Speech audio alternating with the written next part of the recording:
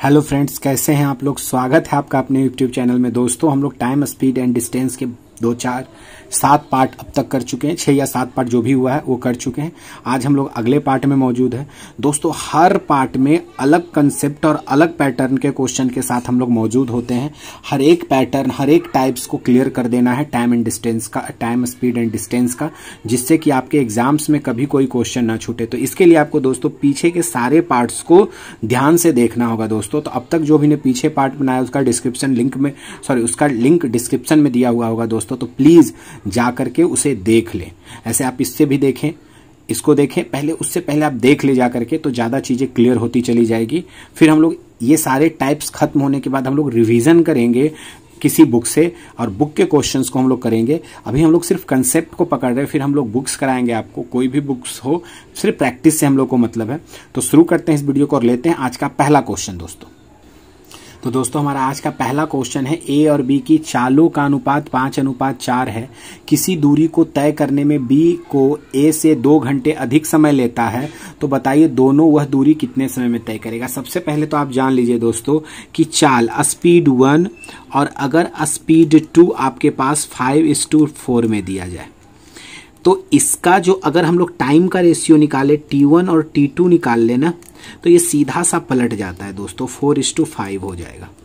ध्यान रखेंगे, अगर चाल का अनुपात आपको दिया जाए तो उसे अगर आप सिर्फ बदल देते हैं या उसका व्युत्क्रमानुपाती निकाल देते हैं, पलट करके निकाल देते हैं, तो वो समय का अनुपात निकलता है। लेकिन यहाँ पर जो बात ध्यान देने वाली है वो मोस्ट इंपॉर्टेंट ये बात है कि कब, जब डिस्टेंस कांस्टेंट होगा तब ही ये संभव हो पाएगा।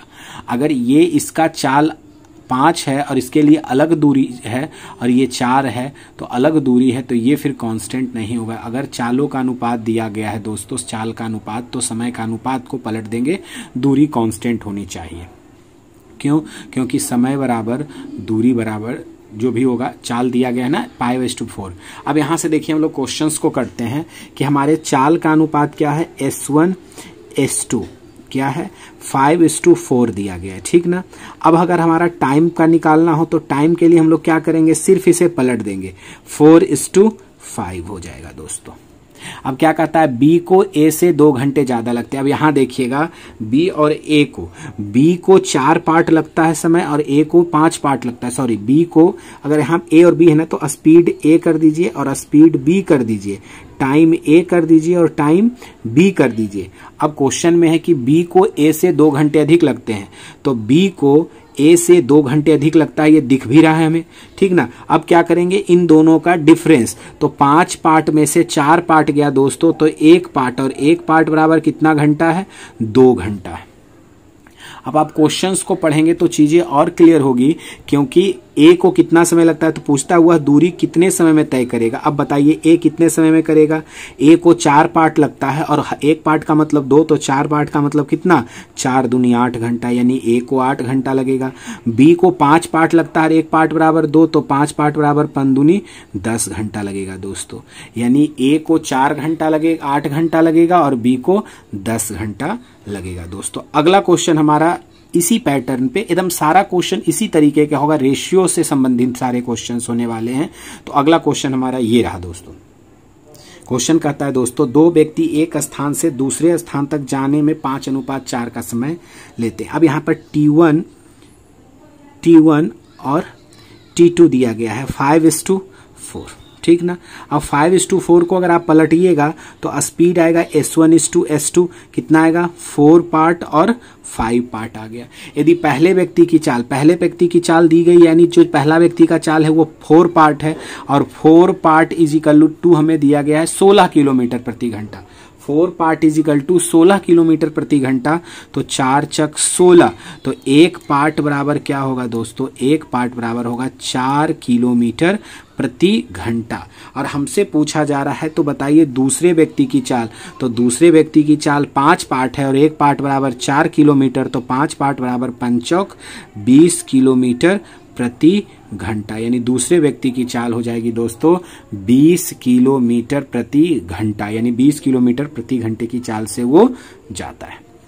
तो ये दूसरे क्वेश्चन का सॉल्यूशन हो गया दोस्तों। तीसरा क्वेश्चन हमारा ये रहा, क्वेश्चन नंबर 3 कहता है दोस्तों कि दो साइकिल सवार कोई दूरी 8:5 की चाल से तय करता है।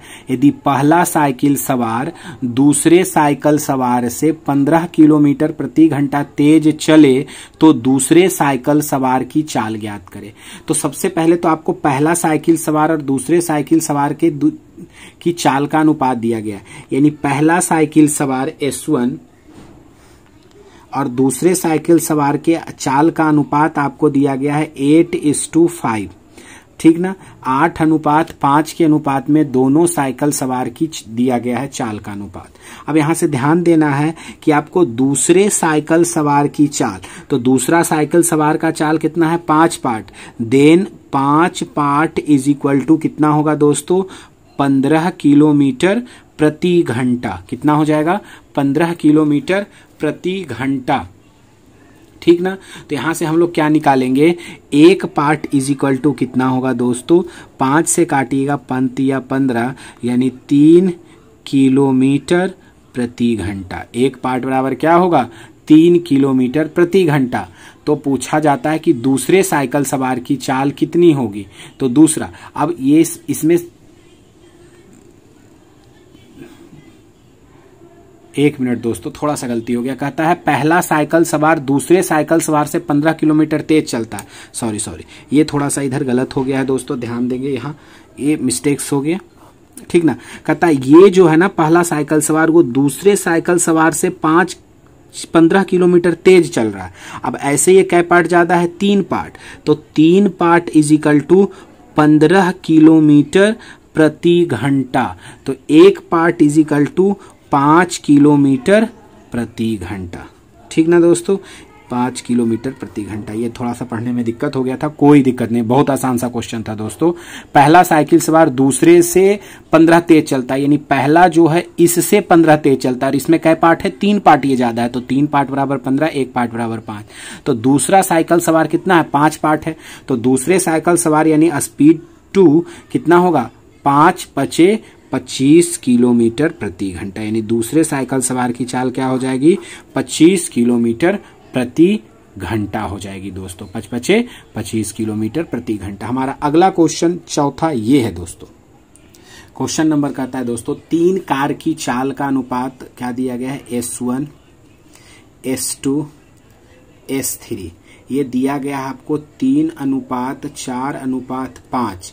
उनके द्वारा एक ही दूरी, देखिए दूरी बराबर है, तो जब दूरी बराबर है तो हमने बताया है कि उनके टाइम का रेशियो क्या हो जाता है, इसका उल्टा हो जाता है।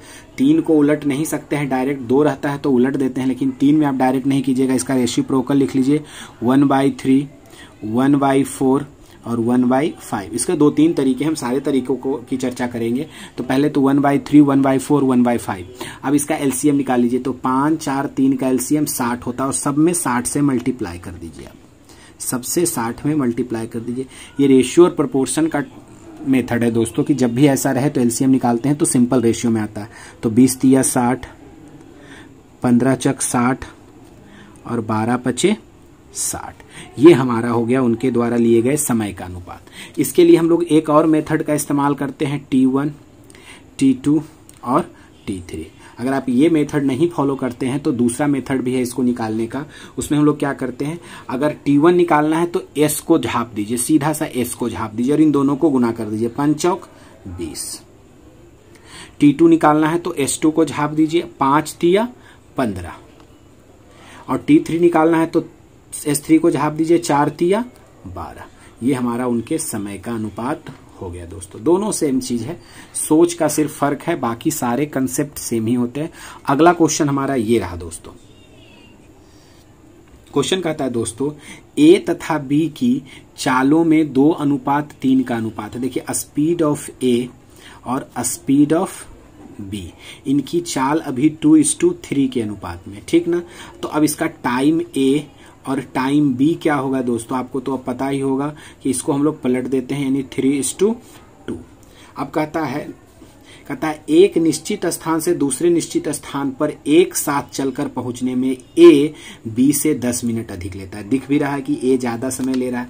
कै पार्ट ज्यादा ले रहा है दोस्तों? आपको दिख रहा होगा कि यहाँ पर कितना पार्ट है, एक part is equal to 10 minute. ये 10 मिनट ज्यादा लेता है तो एक पार्ट बराबर कितना हो जाएगा, 10 मिनट। यानी बी का टाइम कितना हो जाएगा दोस्तों, 10 दूनी 20 मिनट का हो जाएगा। और ए का टाइम कितना हो जाएगा दोस्तों, 10 तिया 30 मिनट का हो जाएगा। यानी ए उस दूरी को तय करने में 30 मिनट लगाएगा और बी उस दूरी को तय करने में 20 मिनट लगाएगा, जब उनकी चालें 2 और 3 हो तब। लेकिन अब क्या कहता है, ए अपनी चाल को दुगना कर दे। अब आप सीधा सा समझिए दोस्तों, आप किसी दूरी को, आप समझे ऐसे कि आप अगर 20 किलोमीटर की दूरी को 10 के स्पीड से तय कर रहे हैं तो आपको कितना टाइम लग रहा है, 10 दूनी 20, 2 घंटा लग रहा है। अगर हम चाल को दुगना कर दिया, 10 दूनी 20 कर दिया, तो समय कितना होगा, 20 इकाई 20, 1 घंटा, तो समय आधा हो गया ना, 2 से 1 हो गया। अगर चाल को 3 गुना करेंगे तो समय 1/3 होगा। अगर चाल को 4 गुना करेंगे तो समय 1/4 हो जाएगा जी। अगर स्पीड को दुगना करिएगा तो समय हाफ होगा दोस्तों, ठीक ना, टाइम हाफ हो जाएगा। अगर समय को 3 गुना करिएगा तो, अगर चाल को 3 गुना करिएगा तो समय 1/3 होगा। तो हमारा क्या कहता है, चाल को दुगना कर देंगे तो समय 30 मिनट का जो ए को लगता है, अब वो कितना मिनट लगेगा, अब वो समय 15 मिनट लगेगा ना दोस्तों। तो ये समय कितना होगा, 15 मिनट का समय लगेगा, इसका आधा लगेगा। तो ये हमारा रेशियो से रिलेटेड क्वेश्चंस जो चाल, समय और दूरी के थे, आज हमने उस टाइप के क्वेश्चंस को किया है। अगले वीडियो में अगला टाइप करेंगे। अभी टाइप्स खत्म नहीं हुए, अभी बहुत सारे टाइप्स बचे हुए हैं। 5-5, 6-6 क्वेश्चंस एक टाइप के करा देने से आप छोटा भी वीडियो होता है और आपको चीजें समझ में भी आती है। 2 से 3 क्वेश्चन जब एक ही टाइप के होते हैं तब। तो अगले वीडियो तक इंतजार करें, तब तक के लिए धन्यवाद। जय हिंद दोस्तों। क्या करना है आपको पता है दोस्तों।